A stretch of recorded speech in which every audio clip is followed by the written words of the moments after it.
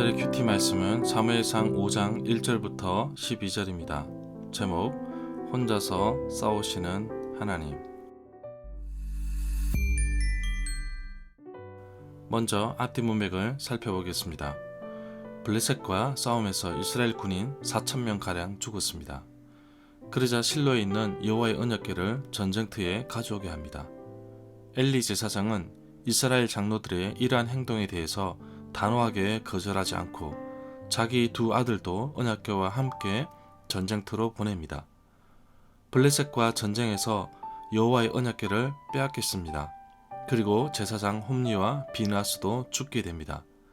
이스라엘 군인 3만 명도 잃었습니다.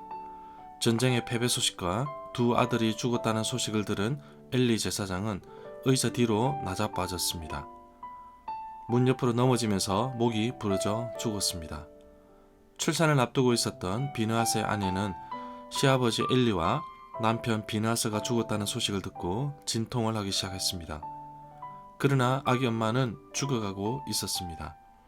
아이의 이름을 이가봇이라고 지었는데 하나님의 궤가 빼앗겼으니 영광이 이스라엘에게서 떠났다는 의미를 가지고 있습니다. 이 당시 블레셋은 가드, 에그론, 가사, 에스글론, 아스돗 등 5개의 도시가 연합한 국가였습니다. 블레셋 사람들은 이스라엘에게서 빼앗은 여호와의 언약궤를 다곤 신전에 가지고 가서 다곤 신상 곁에 두었습니다. 그런데 다음날 아침에 신상이 쓰러져 있었습니다. 계속 반복 같은 현상이 일어나고 있는데 사람들은 무능력한 신상을 계속해서 일으켜 세웁니다.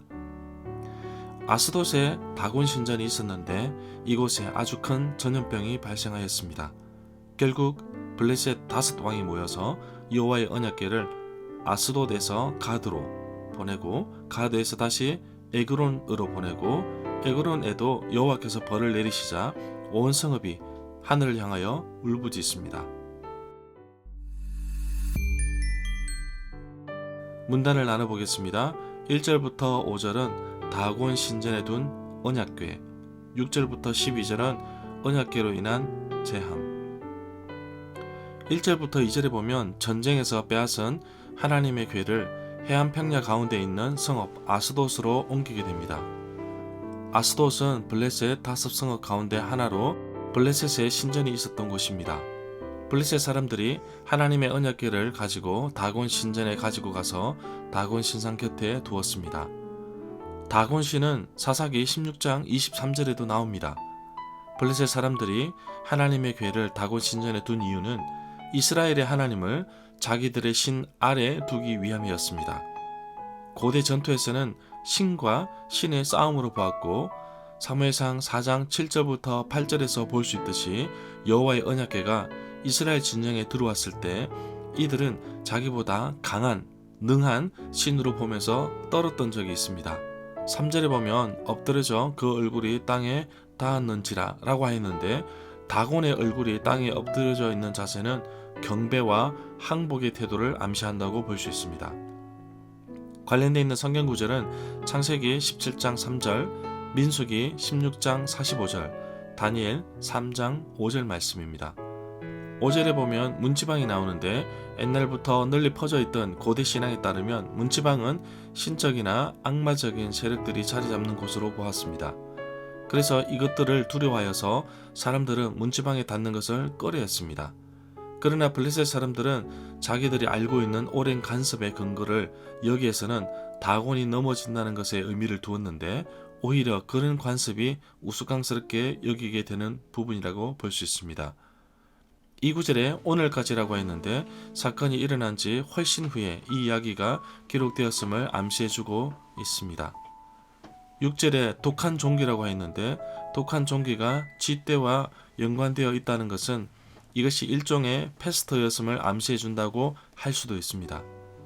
8절에서 블레셋이라는 나라는 각각 독립된 도성에서 한 왕이 통치하고 있었는데 모두 5왕으로 이루어져 있습니다.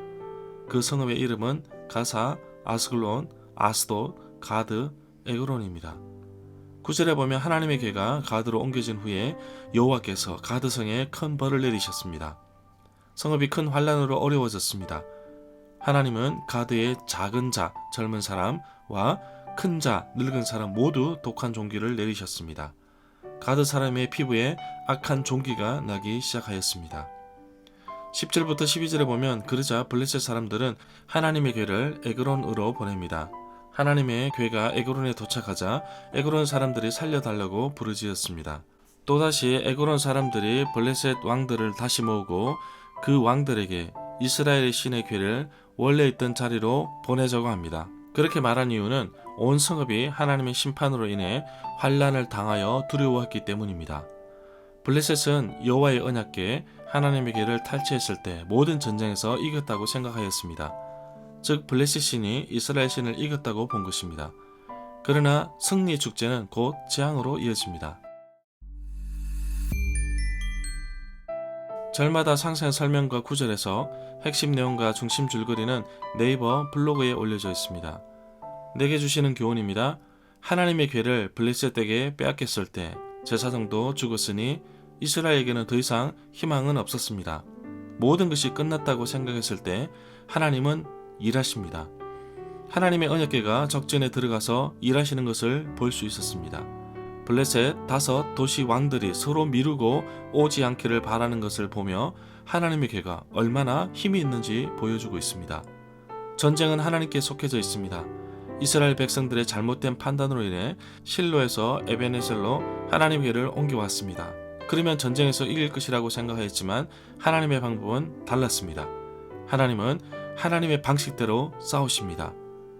영적인 싸움은 내가 싸우는 것이 아니라 내 안에 있는 하나님과 하나님을 대적하는 세력들이 싸우는 것입니다.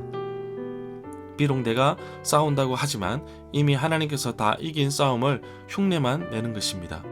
안타까운 것은 하나님의 궤가 아스돗 성읍과 가드 성읍과 에그론 성읍에 이르렀을 때 재앙이 닥쳐지는 것을 보고서도 하나님의 능력을 인정하지 않았다는 것입니다. 하나님의 복음의 메시지를 거부한 사람들에게는 아무런 도움이 되지 않지만 그 복음을 믿는 그리스도인들에게는 능력이 됨을 믿습니다. 하나님의 궤를 빼앗겼을 때 이스라엘 사람들에게는 삶의 희망이 없었습니다. 언약궤 존재 자체가 하나님이 함께 하신다는 의미를 포함하고 있기 때문입니다. 모든 것을 포기하였을 때, 내가 주인된 삶을 내려놓았을 때 하나님은 일하십니다. 하나님께서 하나님의 방법대로 일하십니다. 오늘도 나의 삶 가운데 내려놓아야 할 것이 있는지 살펴보기를 원합니다. 내가 모든 것을 내려두고 믿음으로 한 걸음 나아갈 때 하나님은 일하십니다. 이스라엘을 위해 혼자서 싸우시는 하나님을 보게 됩니다. 내가 영적인 싸움을 할 때 하나님께서 힘주시고 이기도록 붙들어 주옵소서.